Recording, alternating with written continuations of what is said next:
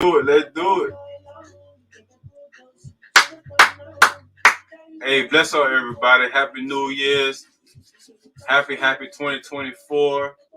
Many blessings, peace, prosperity, and all that good stuff. Hope y'all enjoying yourself thus far. And of course, you know who I am, King Kevin in the building. No need for introduction. I'm back better than ever, doing my thing. Never scared. Tell the truth, the whole truth, and nothing but the truth. Holding it down, making it happen, not capping. So let's do it. Mm-hmm. All right. Time to pause the music for a little bit so you guys can completely hear everything. So anyway, you guys know what today is. January 1st, 2024, Monday, and I hope you guys are having a blessed one. You join your family and friends. Today's conversation has a lot to do with Haiti's independence because today's also Haiti's independence. Normally, well, they said historically, it would be Haiti's 219th year being independent. Um, being the first independent black nation in the Western Hemisphere, the first and only country in the world, in world history, to have been able to create its own country after successful slave rebellion that many of you guys know about, defeating France, Spain, Britain, even the U.S. They invested a lot in the Haitians independence war. They invested in France, betting on France that they'll win, just like a lot of people betted on Cowboys to win, and they won, but they didn't really win because Detroit had won that game. But that's besides the point. All right, that's football. This is real life situation right here we're talking about. So I know a lot of Haitians and other Pan African people may not like what I'm about to say in this segment, but I want the truth to be told. I want people to know what's really happening. And Haiti doesn't have its sovereignty, doesn't have its independence. All right, that stopped in 1915. Let's just put that out there. I've been talking about this quite some time, posting things on my book, my blogs. As a matter of fact, I got a blog that's going live today. Been working on this article for quite some time, so it's been polished, editors, going back and forth between me and myself, getting the content right. So you go to kevindorival.com, you see more information about it. It's going to be released today. It's entitled "From Paradise to Godless Nation," Haiti Part 1. So there's 3 parts to it. Definitely check it out. It will be posted this evening. Now, my book, America's and France's 1,000-Year War Against Haiti, Assassination of a Nation. That's a lot of that content from these blogs that I'll be posting. That I really didn't blog too much in 2023. Just busy working, researching. Of course, I'm a contractor and mold remediation tech here in Atlanta, Georgia. So I just, being a father, top of that, spending time with my girls, being a papa bear, what I mean, as you guys know. So I just been real busy getting down with the get down. But I definitely want to make this known that Haiti lost its independence. And the question is, how can we gain Haiti's independence back? How can we gain the sovereignty back? So right now, you know what I'm saying, a lot of my Haitian folks are eating choup jumu, which is a special soup that was made around the time that Haiti gained its independence. As a matter of fact, it started this recipe, which is filled with, people do it different ways. They either do it with noodles, it's like a soup, some noodles, oxtail. Some people put spaghetti, in it. There's carrots. There's all types of greens in it sometimes. I mean, people mix and match. Some people put crabs in it. Some people put shrimp. I can't eat shrimp, so I'm allergic to it. But it's an awesome soup. I didn't get any this year. Fortunately, here in Atlanta, I'm not connected with a lot of Haitians, as I would back home, Fort Lauderdale, Miami, Orlando, my folks in those cities right there. Thank you all for your support and love, and I hope you guys, really enjoying this happy New Year. I mean, this is a new year. My new year started a few weeks ago. I already decided. Look, 2024 is gonna start for me. Early December. So hope you guys like the setup. Hope you guys also gonna like the conversation we're gonna have today. Any questions, comments, please post them in the section. We're gonna go over some real deep quality things. I'm not gonna go into too much because I've been giving you too much information about my book, and there's no need for you to purchase the book. Even though I would love your support. Pre-orders are here. The book is due to come out in May 2024, but it's not gonna come out May 2024. To be honest, there's still a lot of grinding needs to be done regarding the research, because they're gonna come after me with this book. They once I drop it, once I release it, yeah, it's gonna sell a few 100,000 copies. I'm very excited about that. But people who are,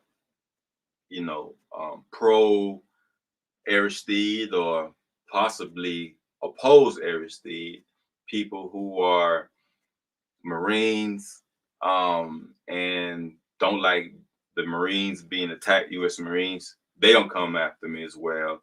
Government officials, it's already going to be there because I'm already getting hit up by people within the press, 3 companies in the press that wants to interview me regarding this book. I'm talking about I got my book stand behind me.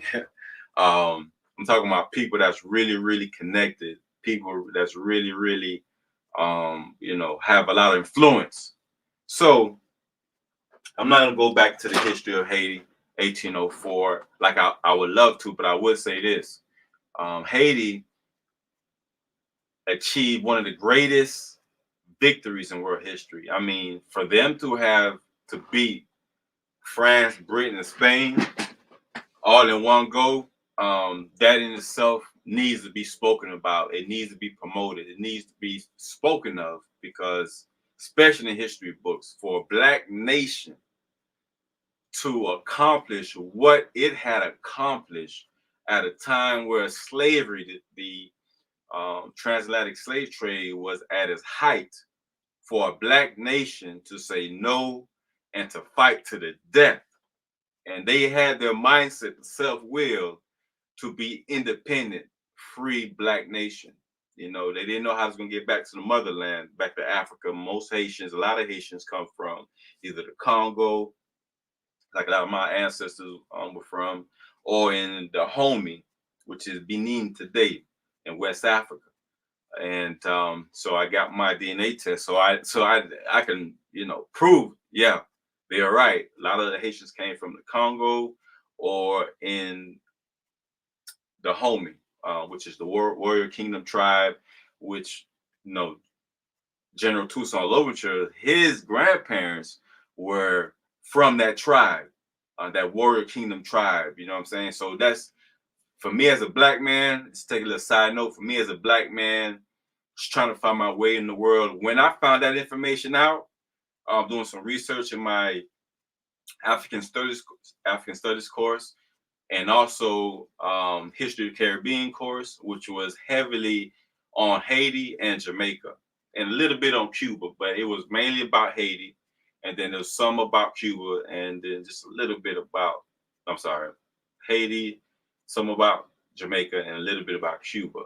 And I still have the books from that course. So for me, 25 years later, to still have these 2 books that I still take a peek in every now and then, that tells you, what I'm saying, how much of an impact knowing my history, giving me confidence, and also for me not wanting to be known as Kevin anymore, or Kev, you gonna call me King, or you gonna call me King Kevin. And the Homie, Oba means king. So that had a lot to do with my presentation, man. But I'm not gonna go into that. You go to some of my other videos. But what did it say this? Lieutenant Jean-Jacques Dessalines, King Henry Christophe, General Toussaint Louverture, Mama Toussaint, and there's a few other names, women soldiers as well, as long as men too, you know what I'm saying? So a lot of women played a very key role in the fight for our independence. And for for this information not to be taught heavily or studied in schools, it is for a reason. One of the main reasons they don't talk about this, they don't have it highlighted, even though they may have a few sentences in history books. They don't really talk about this is because if they acknowledge Haiti's independence, if they recognize Haiti's freedom and sovereignty, then they're going to have to pay reparations. Um, people are going to empathize. They're going to empathize with Haiti's and the Haitian struggle. Why they're struggling so much economically. It isn't because Haiti's some backwards people. Haitians are some backwards people, because we're not. We were set up for failure after gaining our independence, especially in 1915 when the U.S. Marines came in and invaded Haiti, did some list of atrocities. I'm not going to go through all of them, but I will say this. When they sent those Marines first in 1914, December, I believe December 30th or 31st, right before the new year, came and invaded Haiti's National Bank, which wasn't even owned by Haiti, by the way. That was a French bank, you know what I'm saying, with black faces in the bank, but all the money went to France, just like it always did from the beginning of Haiti's independence and even during the slave trade. I mean, Haiti, to be honest, built France, just like the Congo built Belgium. You know what I'm saying? Haiti, the blood, sweat, and tears of the enslaved Africans in Haiti literally built and gave, it was the catalyst for the industrialization era of France. You know what I'm saying? And also the maritime I guess you want to call it communities, the businesses, then with the textiles and the Haitian money built all that, even the Eiffel Tower of France. Now, keep in mind, Haiti produced 60% of the world's coffee, 40% of the world's sugar, over 70% of the sugar and coffee, those rich cash crops. France depended upon it. That's why France is getting ready to crumble as we speak. Even as right now with Niger and Burkina Faso, with Abraham Tory, kicking France out, the nuclear plants they wanted to build, the mines that they were France has been pillaging Africa for some time. 14 countries up until 2023, last year, 14 countries were paying France $500 billion. And they had to use French money in their countries. So that's another subject. Happy New Year, cuz. Magic Man, what's going on with you, brother? So, I just wanted to lay those pretexts down right quick, but I want to get into something more important because there's so much content that I have to go through that I'm sure you're going to learn something new about American history, about Haitian history, and just world history altogether. How we can use that information to actually improve our lives today. Okay, that's the whole point of history. I once was caught up in hero worship, the great leaders of America, or even Africa, from Shaka Zulu to Queen Azinga, you know what I'm saying, in South Africa. You have, Harriet Tubman, Booker T. Washington, Martin Luther King, so you're going to hear all these names. Well, maybe not the African names, but you're going to hear the African American leaders. You're going to hear them promoted. I like to call them the good Negroes. So Black History Month coming up, Black History year round, but they don't have General Toussaint or Jean-Jacques Dessalines or King Henry Christophe on the list. Now, I mentioned why they don't want to talk about or highlight Haitian history. Besides the reparations, so Haiti probably got one of the best cases for reparations right now, and has been for the past couple of decades, but they're not going to acknowledge that because France doesn't want to pay it, and America is not going to want to pay, for their wrongs either. Just like America doesn't want to pay for the wrongs they did here in America. Tulsa, Oklahoma, perfect example, 1921, when they burnt down Black Wall Street. You know what I mean?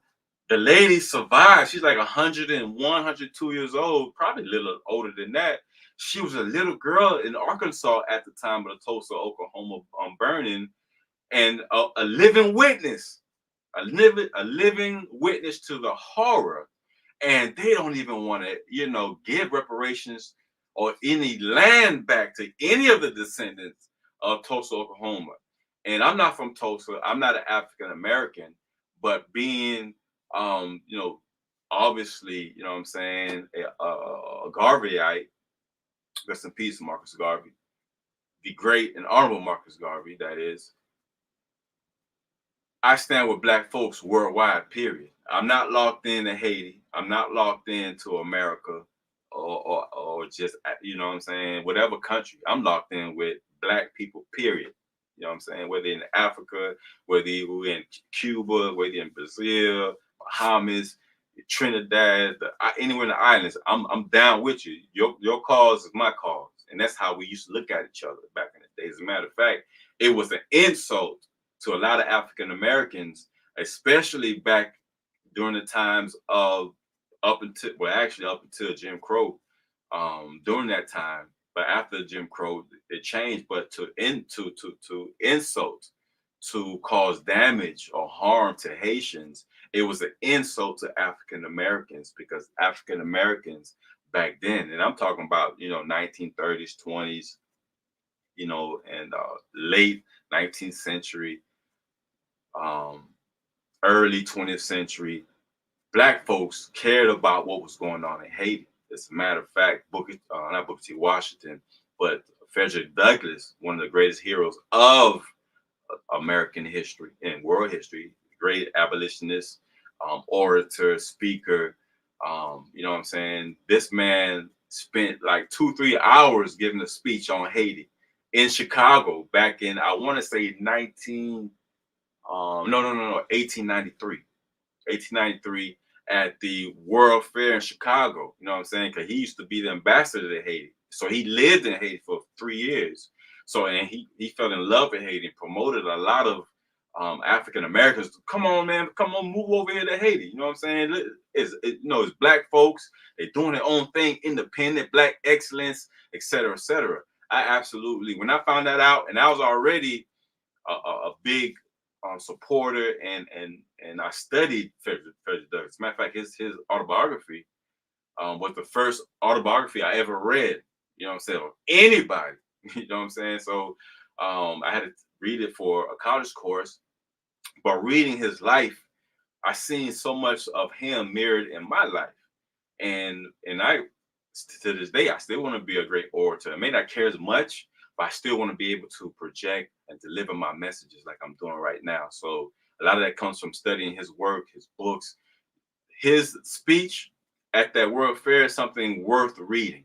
You know what I'm saying? It's definitely worth reading and looking into. But moving forward, now that I've said these things, I want to get more into how Haiti was destabilized by America, France, Canada, just to name a few. They literally had a campaign. They literally had a destabilization campaign to destroy President Jean-Bertrand Aristide's power, and what led to the coups in 1991 and 2004. So there was two of them.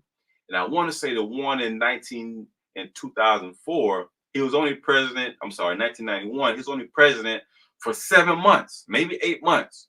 Barely, you know what I'm saying? Barely, getting this, just got his feet wet, trying to get things done, and he already kicked out within a few months. Why is that?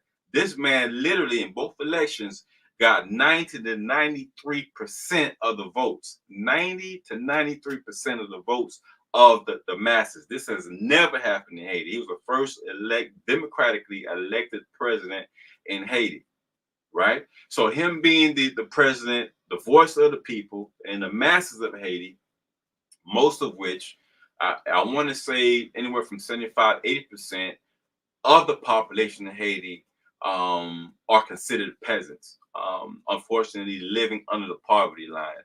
And he represented them, the masses. And this is something that was never supposed to happen according to the people who rule Haiti. As I mentioned, in 1915, when they came in, robbed the bank, 500,000 in gold francs from the Haitian bank, sent it to New York City Group. Why did National City Group of New York? Because the Citibank, well, the Citibank now, the Citibank actually bought the shares and stocks from the French and took over the loan, which was what 150 gold francs at first, 1825, and they reduced it to 90 gold francs, you know, after some time. And the Haitian government had to literally take these big loans with this exorbitant amount of interest. I mean, loans are what? I don't remember the interest rates on these loans. We talking about 40 to 50%. You know what I'm saying? So the French making money hand over fist, like they really killing the game. So and the Haiti had to pay, were forced to pay this thanks to the sellout President Boyer. And I say he's a sellout because he didn't want to educate the people. He didn't want them educated because he said in his own words that education leads to a revolution, rebellion. So he didn't want to educate the people. So he purposely kept, schools on the wraps, books on the wraps. He didn't want them elevating. And then he went himself to France to offer them a settlement because they lost their land and Haiti wanted to be recognized as a country. The United States didn't recognize Haiti until 1861, 62 with Abraham Lincoln. Why is that? How can you be fighting for the freedom of the enslaved Africans in the U.S., but you won't recognize the enslaved Africans in Haiti? So there's a contradiction there. So he had to fix that. Hey, let's recognize them. Freedom for all people. We stand with Haiti. Yada yada yada. You know how they talk all this good rhetoric, but really don't mean jack. You know what I mean? So then that was 1862 with Abraham Lincoln. Move fast forward 1915, they robbed the bank, and then they changed the constitution. Right? They went into the Parliament of Haiti, Congress in session, at gunpoint, and said, if you guys do not vote to change the constitution, as Jean-Jacques Dessalines wrote 1804, which stated no foreigners can own land in Haiti. And let me mention this: Haitian constitution was the first constitution to ever put and mean it that all people are free. We abolish slavery, all people are free. Now, they will lead you to believe that Britain and the U.S. were the first to abolish slavery. Actually, they're going to say that Britain was. Really look in the books, they say Britain. But, that's a lie. Britain had to abolish slavery twice. France had to do the same thing. They had to do it twice. So these things I find very interesting and fascinating, very fascinating history. But back to 1915, they put the parliament at gunpoint, forced them to change the constitution so that foreigners could own land. Because before that, the Germans, Polish, French, they would impregnate, they literally bastardized the Haitian population by impregnating Haitian women so that they can own land in Haiti. They wanted to own the land in Haiti and they couldn't own land, but the United States stole hundreds of thousands of acres of land, well, maybe thousands of acres for sure. But they, over time, hundreds of thousands of land, they stole the land from the people. So the same thing happened in Belgium. Same thing that happened in history throughout the United States. They were always stealing the land. And these things caused Haiti to lose its independence because now, if you own the bank and the land, you don't own your country. You don't own what you think you own it. Who really own your home? It's the banks that own your home in America. You just there, paying the mortgage. But in Haiti and the Caribbean islands and through Africa, when you buy your land, you own your land. You know what I'm saying? So shout out to my people's. I got clients that have land in Ghana.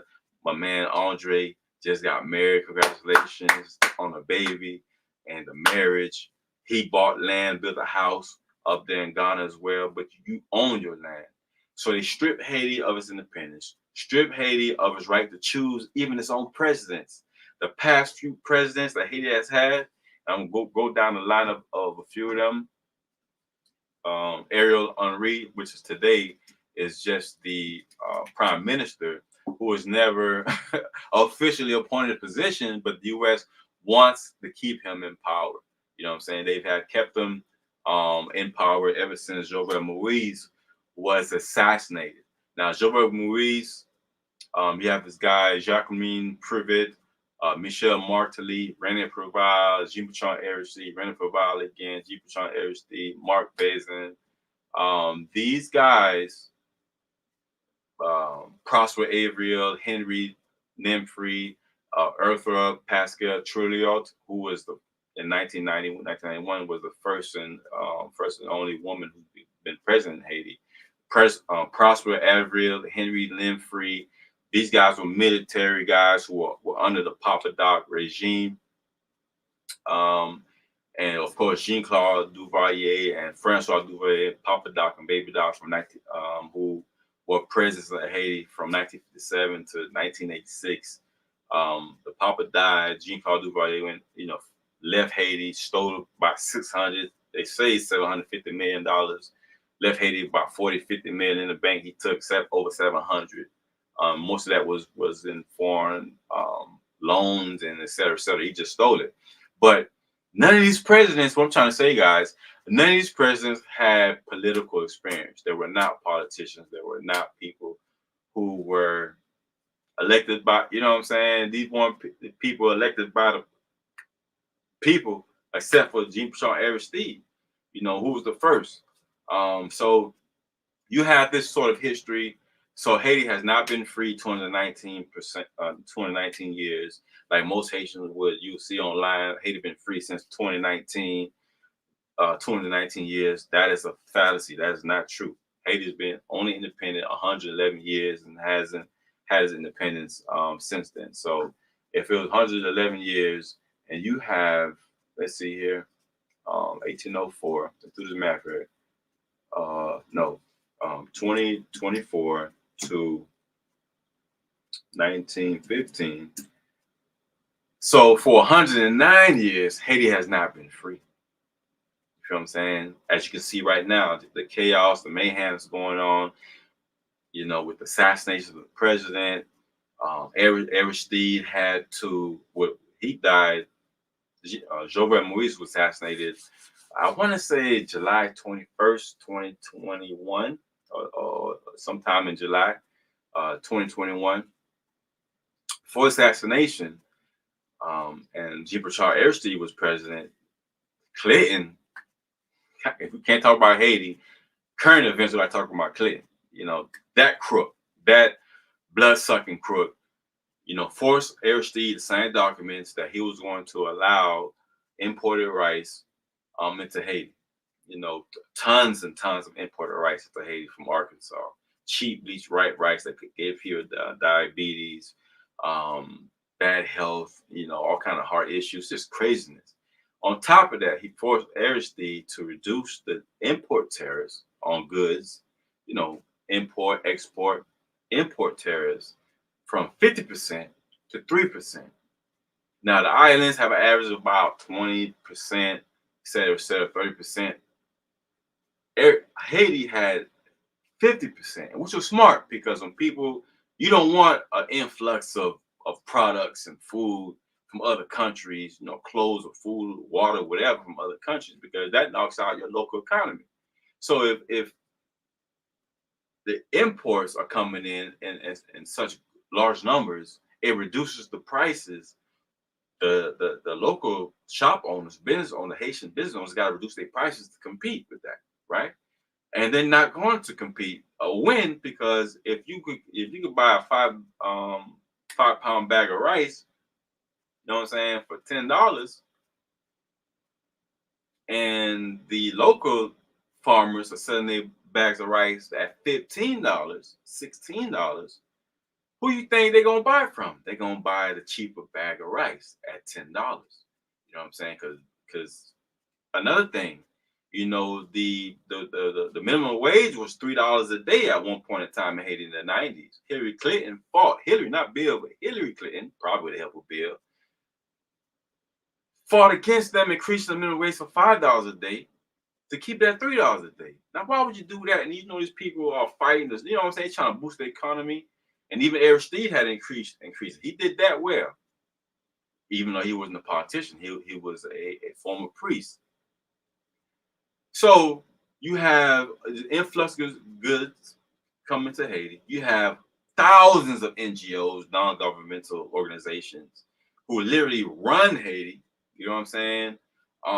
Which is horrible because these non-governmental organizations, NGOs, they're getting all the money, they're getting all the funding, and it's literally keeping Haiti at a crippled state.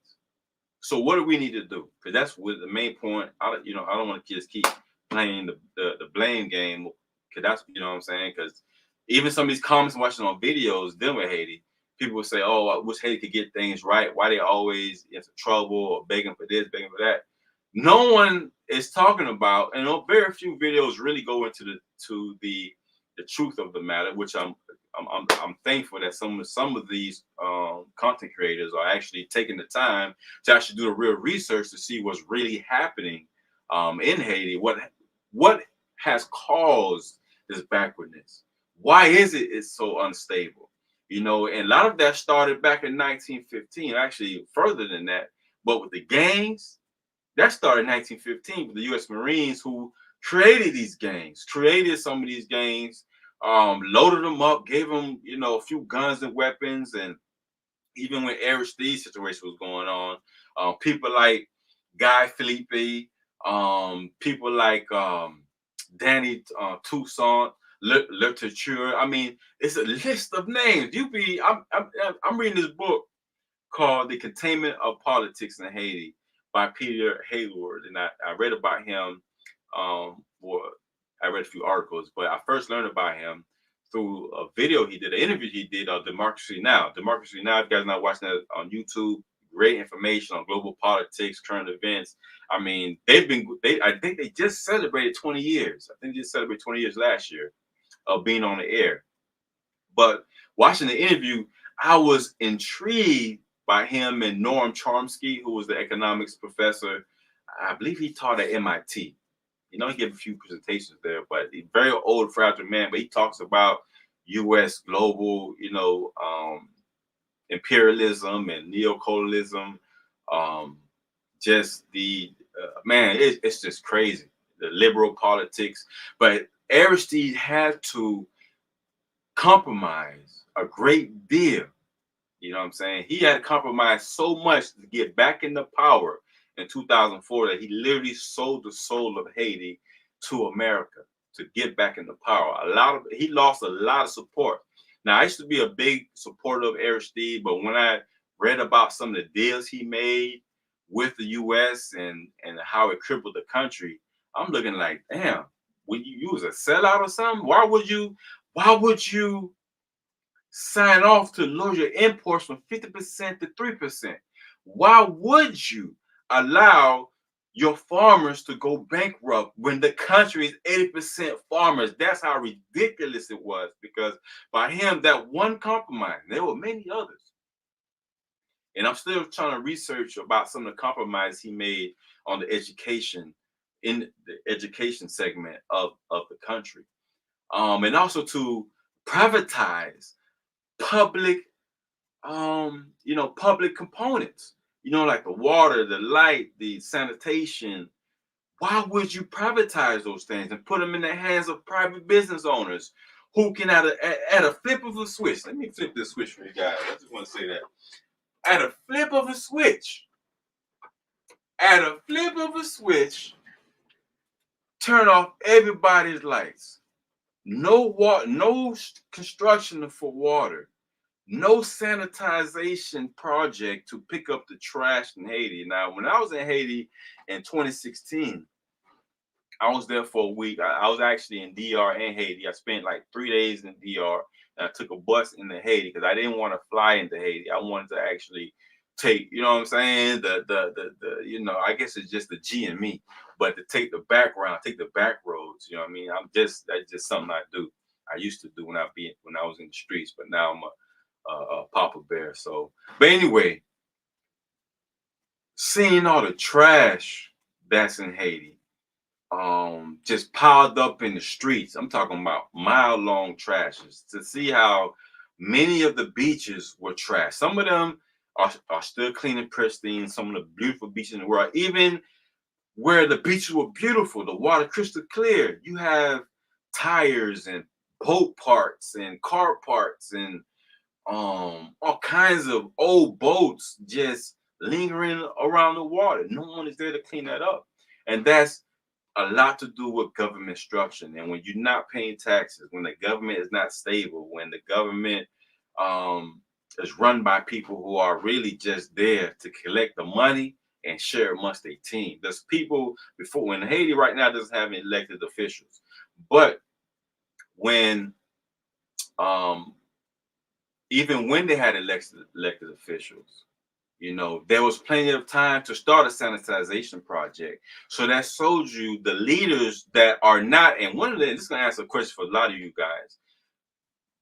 Haiti's leaders, the people we think that the people that the masses elected, they were placed in power, and a lot of them kept their positions like grandfather. Then they never left them. My positions has been there for generations, decades. They're not doing that damn thing. They're not even doing their job. Have you guys, any of you guys ever looked at the prison system in Haiti and the videos on YouTube about that? You will be shocked. You will be literally shocked to see how many people are sitting in prison for years. You go like 8, 10 years, 13 years and haven't even seen a judge. The paperwork are not even organized. To speak to a judge or the prosecutors, you can't find them. Papers are just all over the place in some offices, stacked, piled high. So for even for you to a person who was,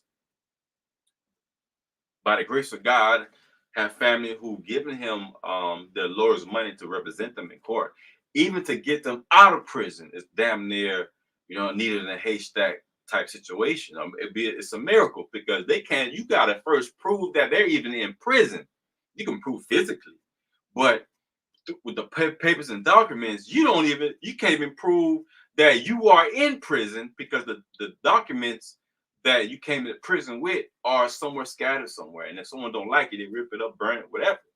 So there needs to be some sort of digitizing of these documents. That's going to be a massive project in its own, but little things that can be done, you know what I'm saying, to get Haiti back into order, you know what I'm saying, to actually develop the country. And that what was President Aristide's main thing, you know what I'm saying, was to develop, get the country developed, you know what I'm saying, continue with the sensitization, the plumbing, you know, many houses in Haiti. And I've been to how many houses in Haiti when I was there? One, my cousin, auntie, other cousin, my uncle's house there. I think I was in 5 houses in Haiti when I was there. None of the houses had plumbing, no running water. If you're taking the poop in the bathroom, and some of them did have bathrooms, well, all of them had bathrooms, but it wasn't connected no plumbing. So you're literally taking the poop in the toilet, and they have to pour water in it to make the, you know, the feces go down somewhere. And speaking of feces, as disgusting as it is, the UN, and it was proven and it was recorded. Luckily, these reporters were sharp and quick, and when the UN officials in Haiti would not allow them to go into the UN camping grounds in Haiti, UN peacekeepers, these troops were taking crap into the rivers and dumping the porta potties, dumping the feces and urine from the porta potties into the river, effectively killing over 10,000 people. Some people, the numbers are way higher, and it impacted over a million. So the cholera outbreak, that's what started that. And Haiti never had a cholera outbreak until the UN so-called peacekeepers came in. And many of them were American mercenaries, or mercenaries, and mercenaries from other countries, which were soldiers paid for hire, which was the mercenaries paid for hire to kill Jovenel Moise. So there's a long history of these type of situations going on in Haiti. It has not changed. It will not change until we actually do something about it as Black people, Black on Black love, you know what I'm saying? And we talk all this Black on Black love stuff, and Black empowerment and solidarity. But you really look at it, you know what I'm saying? What's going on in Haiti really shows how pro-Black we really are. And I'm not just saying that because I'm Haitian. You know what I mean? I've been to several events in Atlanta. I'm not hearing nothing about what's going on in Haiti. You know what I'm saying? Some of the biggest speakers you guys know. You know what I'm saying? Even in New York, I went to New York Labor Day, big Haitian parties and et cetera, et cetera. None of these parties talking about the struggles the Haitian people are going through. You know what I'm saying? And this is right here in the Western Hemisphere. We out here talking about Israel and Palestine and what's going on in Africa, you know what I'm saying, which is vitally important. But right here in the Western Hemisphere, you know what I'm saying, the U.S. wants to send $100 million to Ukraine and to help our Israel fight Palestine, you know, and against Iran, all the millions and millions of dollars, but nothing about Haiti other than going to invade Haiti. With Kenya is going to lead a police force to invade Haiti. It's going to be a bloodbath, and that's what they want. Well, how's that they were able to negotiate and talk with the gangs and the militaries back in, 91 and 2004? Operation Uphold Democracy. Democracy was one of them. Uphold Democracy, which was led by Bill Clinton. They really just talk with them, negotiate, pay them off. You know what I'm saying? They did it before, pay them off. A lot of these guys, Cedras, Raul Cedras, which was a military leader. You have Francois, another military leader. How many other ones? You have Constant, Tutu Constant, another military leader, leader of the FROF, military group out there in Haiti. They negotiate this guy. Matter of fact, Tutu Constant was in New York, you know what I'm saying, doing scams in real estate. You feel me? Until they had to arrest him and put him in prison. As a matter of fact, late last year in December, early December, they just shipped him back to Haiti. You're gonna hear his name pop up somewhere, somehow. You know what I'm saying? Because he still got a lot of support out there. But they went to negotiate with them, but now they just want to invade because they know right now in Haiti there's a revolution brewing. Right now in Haiti, right now the gangs, some of these gangs in Haiti are not out there doing the atrocities we're hearing about, burning people in their houses and their cars, shooting up neighborhoods, and they really just protecting their neighborhoods. And they are ready for revolution. They're ready to fight to gain Haiti's independence. And that, ladies and gentlemen, is the reason why they're going to invade Haiti. Also, what came to my attention, I'm going to go more in detail in my book, America's and France's 1,000-Year War Against Haiti, is that the main reason they ousted President Aristide, they kidnapped him, and Colin Powell and Mr. Foley, I'm not placing all the blame on Colin Powell, who's a Black general, if I'm not mistaken, a 3-star general, one of the highest Secretary of State, highest ranking officer, Black officer ever, one of the highest ranked officers ever in the U.S. history. He played a major part in the kidnapping of Aristide and lied about it, just like he lied about what happened in Iraq and claiming Saddam Hussein had nuclear bombs and bombs of mass destruction, which they never found. And, you know, whether he's being a puppet, he co-signed, rest in peace to the general, he co-signed the invasion of Haiti.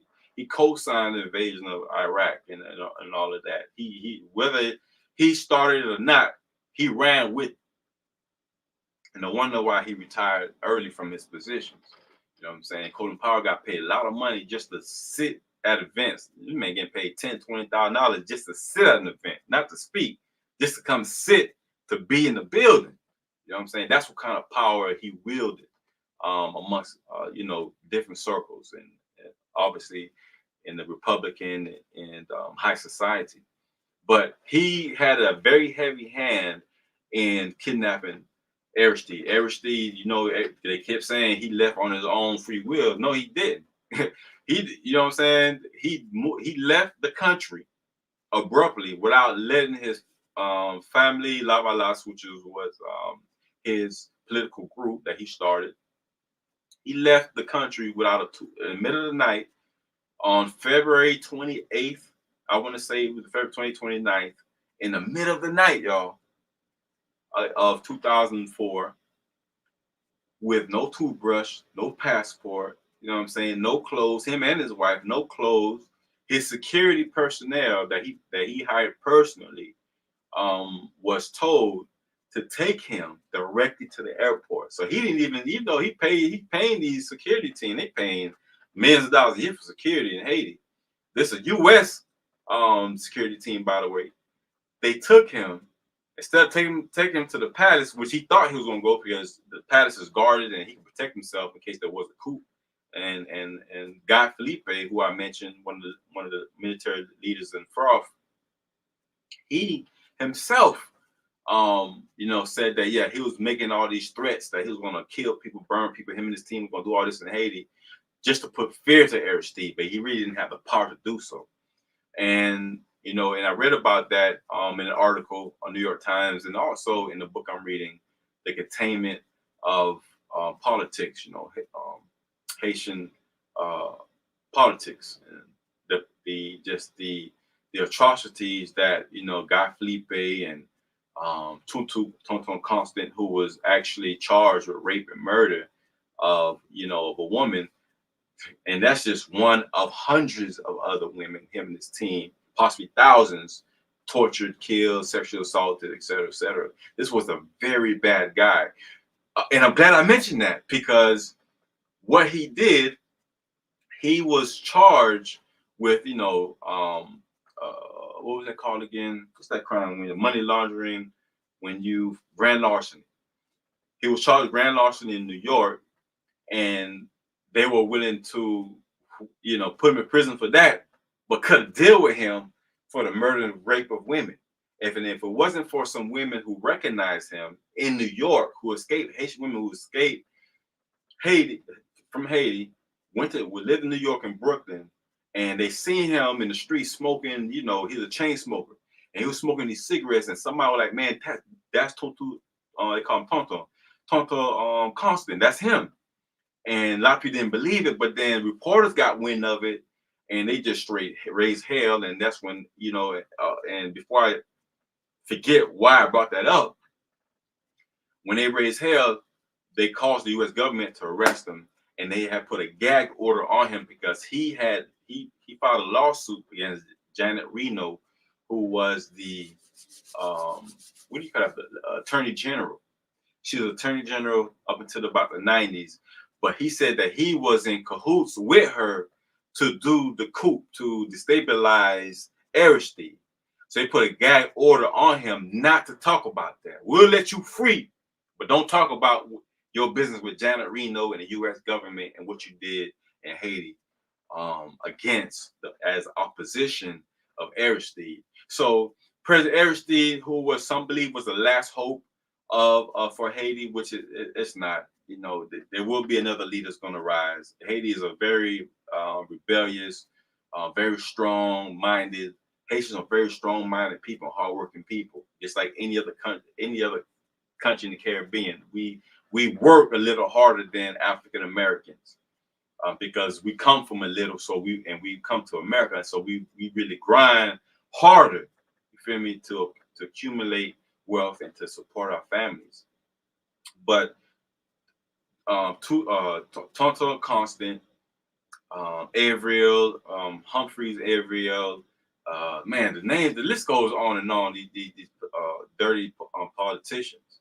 But the point I'm trying to make here is that Haiti did not get to the point that it is right now by itself. And so even though France and America stole Haiti's independence, stole Haiti's sovereignty, we can get it back. How do we get it back? One, the Haitian-American Treaty of 1915, we need to get rid of that. That treaty did not represent Haiti, does not stand for Haiti, would not ever help Haiti. No way, no how. We need to get rid of that treaty. But if you look it up on the U.S. government website, you're not going to find it. You know why? Because they call it the Haitian-American Convention of 1915. They changed the name on the U.S. Department of Defense website. It's another government website, but I had to dig for this information. I wouldn't, and I was only digging for it because I was getting ready to go to Washington D.C. and I went to D.C. to speak in front of the White House with the Haitian Solidarity Group. Shout out Pastor Lourdes and Sister Chantal, bless you and your husband, and a few other gentlemen. So we were there, and I was doing this research, calling, sending emails to find more information about this treaty. Is this treaty still alive? Right? Has it been, out of date? Is it expired? So I was really trying to find out. But when you read the 32 articles of this treaty, towards the very end, it clearly states that Haiti's economics and military are run and controlled by the U.S. government. It's supposed to only happen for 10 years from that time, 1915. But it also states in one of the articles that from 1915, 1925, after 10 years of them controlling Haiti's military and economics, that if things are satisfactory, then the treaty will be over. That's another fallacy. They kept going with it. Another thing we need to do is that farm bill that Bill Clinton was able to pass back in 1996.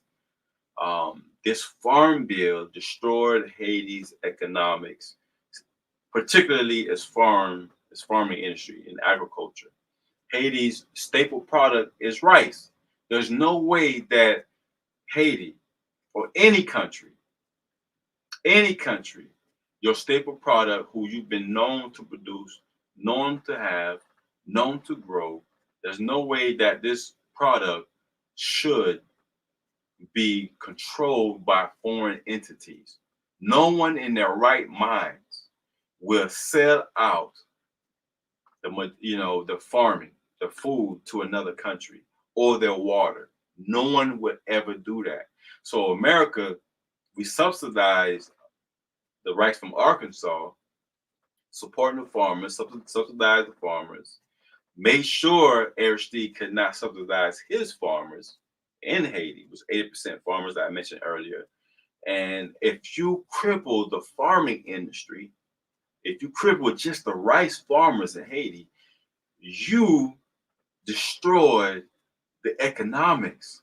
You crippled, you literally annihilated a segment of the population, which is the majority of the population.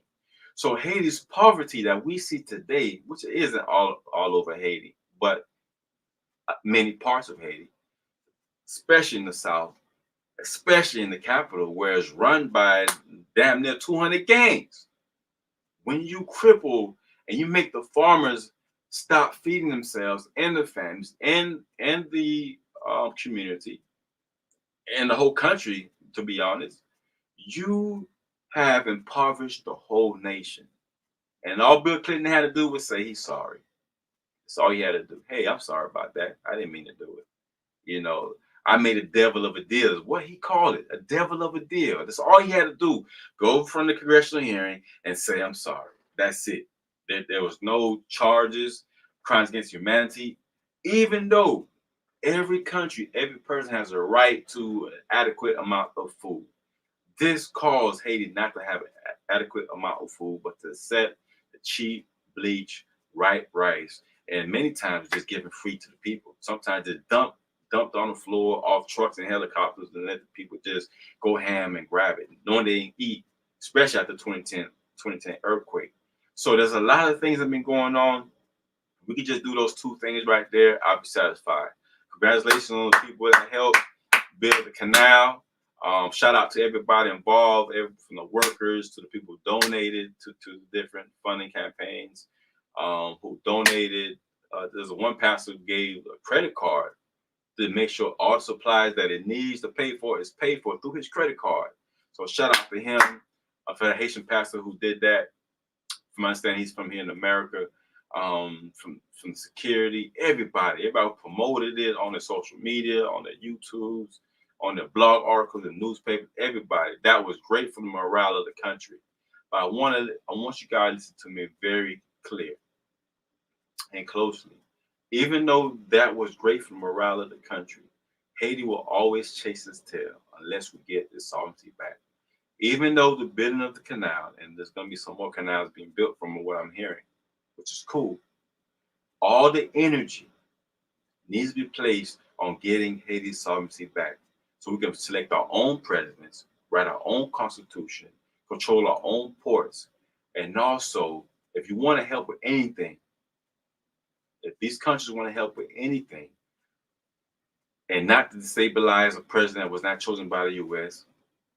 In another case, Hillary Clinton, she literally put Michelle Martelly, who lost, wasn't even second place in the election, who forced and pushed Sweet Mickey into presidency, Michelle Martelly, 2011, 2016 election. So if we can control our own elections, do these things that are vital for a company, you gotta look at the country as a company, to allow a company to control its own destiny. That is all Haiti is asking for. So even though we celebrate 219 years of independence, which is false, it's not true. We've only been independent 111 years. We've been in slavery for another 109 years, since 1915 to 2024. It's time to put that energy, not in throwing the bars, not the compa, not the dance, and not to do these comic videos, and not even to do another canal. We must put all resources, all power, everything we got into getting Haiti's back its sovereignty, getting back its independence, its freedom, what our ancestors fought for in 1804. This is my wish, and I hope to continue doing the Black Legacy Tour this year, 2024. Thank everybody support the GoFundMe that's on my website, Stop the War Against Haiti. And you can read why we're doing it. And a lot of it I divulged in this conversation I had with you guys. I hope you guys learned something new about America, Haiti, and just, Black power in general. Haiti was the epitome of Black power. There has not been a greater Black power than what Haiti had did back in, started in 1791, ended in 1804. Actually 1790, even though many books will say 1791. But what General Toussaint fought for, you know what I'm saying? What they fought for, what our ancestors fought for, we need to stand on that and get Haiti back as independence. I don't care what nationality you is. You Black, this is your business. Because knowing the sacrifices, blood, sweat, and tears, the dedication it took to free themselves from the colonizers, to free themselves from the oppressors, to free themselves from the slave shackles of the plantations, to actually do it and inspire the world, white, black, red, whoever. We owe it to ourselves to help Haiti get back its independence and help get people who want to lead Haiti back in the business, back in the power. This is something that I wish would happen. We truly, truly, truly need it to happen. And because they're going to invade Haiti this quarter. Might be January, might be February. It won't be past March. They're going to invade Haiti before you know it. Let's do something about it. Let's get Haiti back to independence. All right? Bless up. King Kevin in the building. Love y'all. Bless y'all. And Happy New Year. kevindorival.com.